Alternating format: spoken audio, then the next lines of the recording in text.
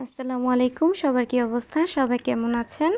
আলহামদুলিল্লাহ আমি অনেক ভালো আছি। আজকে আপনাদের সাথে গাছ পাকা ২ টা কদবেল মাখা শেয়ার করব। আশা করি আজকের ভিডিও আপনাদের ভালো লাগবে। বেল ২ টা থেকে অনেক ভালো একটা স্মেল আসছিল। আর এই বেলটাকে ভাঙার পরে আরও অনেক বেশি সুন্দর একটা স্মেল আসছে। যেহেতু এটা গাছ পাকা তাই খেতেও খুবই ভালো লাগবে। এই বেলগুলো আমার খালাতো বোন আমাকে দিয়েছিল। তো আজকে আপনাদের সাথে এটাই শেয়ার করব।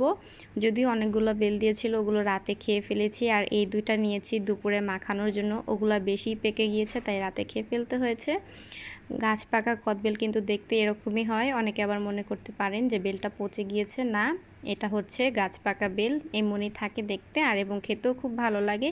তো আমি এখানে বেশি কিছু অ্যাড করব না, যেহেতু গাছ পাকা বেল খেতে এমনিই ভালো লাগবে।